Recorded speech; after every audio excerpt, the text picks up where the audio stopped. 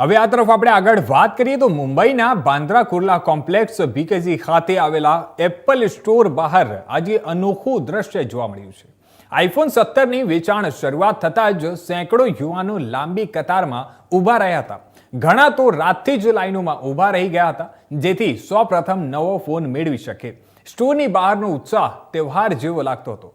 ભારત આજે વિશ્વના ઝડપથી વિકસતા દેશોમાંથી એક છે. ટેકનોલોજી, શિક્ષણ, ઇન્ફ્રાસ્ટ્રક્ચર અને આર્થિક ક્ષેત્રે દેશ છેલ્લા કેટલાય દાયકામાં અવિરત પ્રગતિ કરી છે. અને આજે ભારતની યુવા શક્તિ માત્ર રોજગાર શોધતી નથી, પરંતુ સ્ટાર્ટઅપ, ઇનોવેશન અને ઉદ્યોગ સાહસમાં પણ નવા માપદંડ ઊભા કરી રહી છે.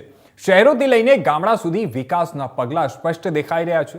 અક્ષર કેટલાક તત્વો સ્વાહિત માટે ભારતને ગરીબીગ્રસ્ત દેશ તરીકે રજૂ કરવાનો પ્રયત્ન કરે છે, પરંતુ વાસ્તવિકતા એ છે કે ગરીબીનું પ્રમાણ નોંધપાત્ર રીતે ઘટ્યું છે અને મધ્યમ વર્ગની ખરીદ શક્તિ વધતી જાય છે. આજે મોલ, સુપરમાર્કેટ અને ઓનલાઈન પ્લેટફોર્મ પર કરોડો લોકો આધુનિક સુવિધાઓનો લાભ લઈ રહ્યા છે. આઈફોન જેવા મોંઘા પ્રોડક્ટ્સ માટે યુવાનોની કતાર એ ભારતની આર્થિક સમૃદ્ધિ અને વધતી ક્ષમતા દર્શાવે છે. ભારત સરકારની ગરીબી નિવારણ યોજનાઓ, ડિજિટલ ક્રાંતિ, ઉદ્યોગ વિકાસ અને રોજગાર સર્જનથી લાખો પરિવારોનું જીવન બદલાઈ ગયું છે. ગરીબ ભારતનો જે ખોટું ચિત્ર છે તે માત્ર રાજકીય કે વ્યક્તિગત સ્વાર્થથી જ ફેલાવવામાં આવે છે. હકીકતમાં ભારત એ અવસરનું દેશ બનીને ગરીબીમાંથી સમૃદ્ધિના માર્ગે આગળ વધી રહ્યું છે.